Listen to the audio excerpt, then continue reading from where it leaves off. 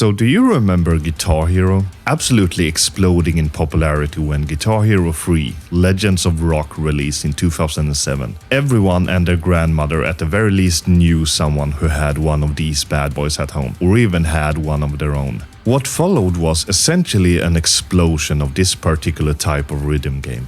Harmonix, while being the developers of the first two games in the Guitar Hero franchise, didn't own the rights to the series. Rather, those rights was held by Red Octane, that published the games as well as manufactured the game peripherals. So when Red Octane was bought by Activision in 2006 and Harmonix was bought by MTV Networks, Harmonix could no longer work on the Guitar Hero games, and development duties were handled by Neversoft instead moving forward. Harmonix wanted to evolve the genre a bit, which was already becoming a bit stale and oversaturated, and released Rock Band in late 2007, which took the core concept from the Guitar Hero games and adding new instruments, most notably the drum kit and vocals. So those were basically the two heavyweights of this rhythm game subgenre. Rock Band would end up releasing 4 mainline titles, including the 3 sequels Rock Band 2, 3 and 4, along with a couple of band-specific titles and spin-offs, whilst Guitar Hero, well,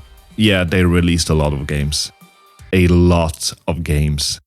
Which probably was a contributing factor to the quote-unquote death of the subgenre. Oversaturation and not enough innovation. The last Guitar Hero game to date was released in 2015. I honestly had no recollection of that happening, and only realized that's a game that exists while researching this video. It was called Guitar Hero Live, and they did try to innovate a bit here, redesigning the guitar a bit, now instead having 3 buttons, but with every button having an up and a down mode. They also replaced the crowd graphics from the previous games, and instead played video recordings, filmed from the perspective of lead guitarist playing a show in the background of the charts. This game wasn't enough to revive the franchise though, which has laid dormant since then. Kinda.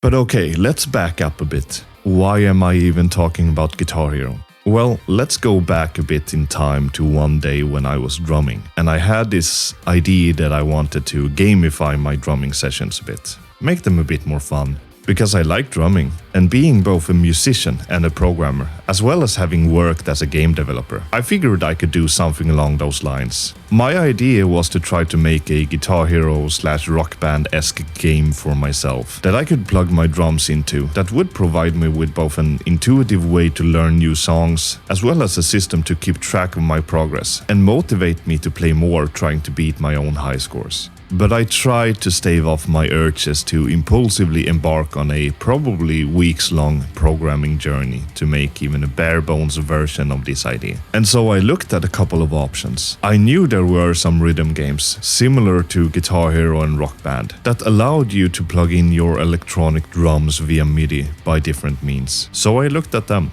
Clone Hero was a good contender. For those unaware, Clone Hero is a freeware game that first released in March 2017. As the name suggests, it's essentially meant to be a clone of the Guitar Hero games, functioning almost identically when compared to the later entries in the Guitar Hero series, such as World Tour and Warriors of Rock. And it just so happens that Clone Hero added drum support in the public test build that was released in July of 2021. But although I found some good options, I opted to just make my own thing instead. You can see it in action here. It's very customized to my setup specifically, seeing as I'm the only one that uses it. It has a bunch of cool features, like the fact that all you need to chart a song is an audio file, a MIDI file, and a very simple configuration file, detailing stuff like the artist and song name. It also has support for exporting MIDI files for when a song is complete. So I have actually used this game to record my latest drum covers. Its layout also mirrors the way my drum kit is set up. It even has support for connecting to an ACO device, so I can trigger drum samples with super low latency. I currently use this to transcribe songs that I want to play in a way that works with my kit's layout and subsequently learn them. Downside, of course, being I do not have thousands of custom songs at my fingertips that I can just download and play, that other people have charted. I have to chart everything myself. That and a couple of features like a practice mode is currently missing. Let me know in the comments if you want me to speak more about this project. I'd be happy to show it a bit more. Anyway, so these downsides is kind of what led me to actually try out Clone Hero. an amount of months after I made my own game. And while it's a bit restrictive in that it only has 3 different symbol notes and some other stuff like that, I have had tons of fun with it so far.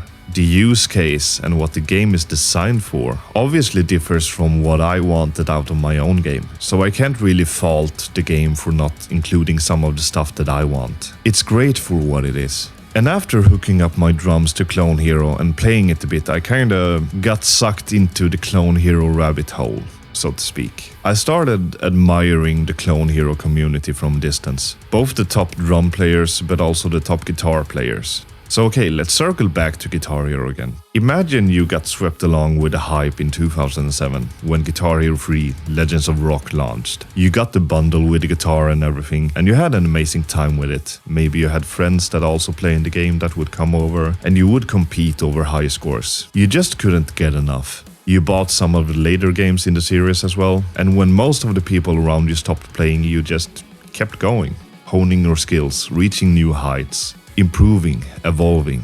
So this is essentially what a couple of people did, give or take a couple of details. Some people started playing Guitar Hero as early as the first Guitar Hero game. And you remember how you were amazed by anyone that could get through the fire and flames without failing? Well, some people do that blindfolded now. Not only do they get through the entire song without failing, they also FC the song, which is short for full combo.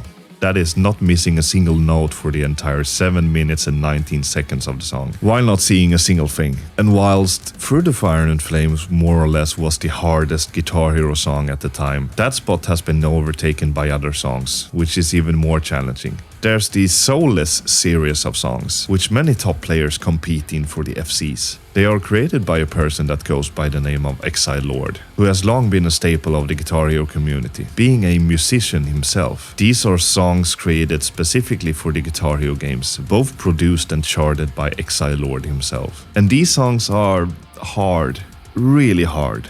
Not only do they have extremely difficult passages, most of them are very long as well. Soulless 5, as an example, clocks in at just over 17 minutes, but that haven't stopped people from FCing it. That is, again, hitting every single note, which is just insane. There are some insanely skilled players in the Clone Hero community now, and you can't do anything but admire their sheer dedication to their craft. So seeing all of this made me, well, a bit nostalgic. So I went ahead and hunted down some Guitar Hero guitars, so I could relive that time period again. Because I, like many other people I imagine, can't remember what actually happened to the Guitar Hero guitars I had when Guitar Hero 3 released 15 years ago. God, I feel old now. And I've been having a really great time with it. I think the easiest way to get an appreciation for just how good some of these players are is to try to do the thing yourself. Not necessarily playing one of the Soulless songs or something like that. It's probably a bad idea to start out with that. Just trying to FC a single song, even if it's an easy song, even if it's on the easiest difficulty. For me, getting an FC on a song is quite challenging. Not messing up even once puts a lot of pressure on you and definitely affects your nerves. But alright, let's talk about Rocksmith a bit. Released in October 2011, it was set up to be a competitor to the rhythm games of that time, but with a fairly big twist. It had support for real guitars. It allowed for plugging in just about any guitar via the Rocksmith Realtone cable that was shipped with the game. They later released an expansion in August of 2012 that included support for bass guitars, with the second release of the game integrating that expansion, as well as some other refinements in October of 2012. A second game in the series called Rocksmith 2014 was released in 2013 that has been described more as a replacement to the first game rather than a sequel. They later released a remastered edition with additional content that is now the latest entry into the series, with a subscription-based sequel called Rocksmith Plus on its way. So I played a lot of Rocksmith in the last couple of weeks. It definitely has a higher barrier of entry compared to Guitar Hero and Rock Band, just due to the sheer amount of information they need to convey via their charts. Since it's played on a real guitar, all of the articulations, the different strings and the different frets needs to be conveyed in a very concise manner. And I have had a hard time getting into it and being able to reliably sight read the songs, although it is getting easier the more I play it, and I honestly couldn't think of a better way to represent this information. Although unofficially, Rocksmith also has a very large custom songs culture, which is probably what makes the game popular and alive even to this day. Most songs that are at least somewhat recognized, someone will probably have made a chart for it. One of the downsides of Rocksmith is, well, tunings. See, for every song that you play that has a different tuning than the one your guitar is currently in, you essentially need to retune the entire guitar. Some people have circumvented this by putting a pitch pedal after the guitar. This works really well if the relation of the strings stay the same. If you're going from drop D to drop C or standard E to standard D, for example. Another downside of Rocksmith is, well, latency. Rocksmith has a collection of built-in amp sims that the guitar signal is run through, so latency will become a challenge. I do feel for the developers of Rocksmith here, because while it's easy for musicians that already have hardware audio interfaces with super low latency, being able to play Rocksmith without that is a must for it to have any chance of hitting the bigger market. And I think they've done really good in trying to bring the latency down as far as it can go, even with just standard PC or console audio drivers. That said, there are some people who have created an ACO mod for Rocksmith, allowing you to run your guitar through your audio interface with very low latency. As Rocksmith's real tone cables are becoming harder to find, at least new ones, this is probably also one of the things that has kept the game alive, allowing for a bit lower barrier of entry. And in my experience, while you can get latency to a somewhat acceptable level with standard Windows audio devices, playing with ACO devices yields better latency overall. The upcoming sequel, Rocksmith Plus, thankfully has added native support for ACO audio interfaces. Go dev team!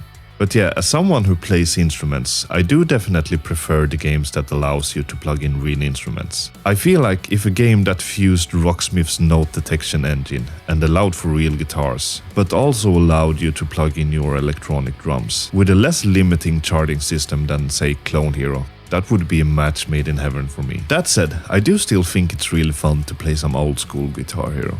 All in all, I think it's a really great time to be into rhythm games as a musician. No matter what instrument you play, whether that be drums, bass or guitar, there are games out there if you want to gamify your practice sessions a bit. Even if you play other instruments, such as a keyboard, there are tons of games that allows you to plug in a keyboard and play tons of songs and compete for high scores. I'm excited to continue playing Rocksmith on my guitar and Clone Hero on my drums. Maybe trying out more advanced drumming games like Phase Shift as well. I feel like it's a really fun way to fuse your interests if you're into both music and games.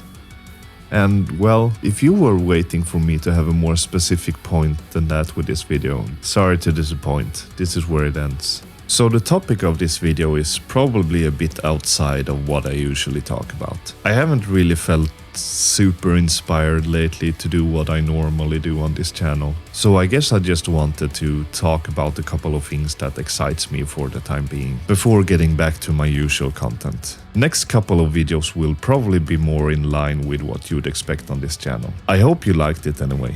But alright, that's it for this video everyone. Thanks for watching. See you in the next video.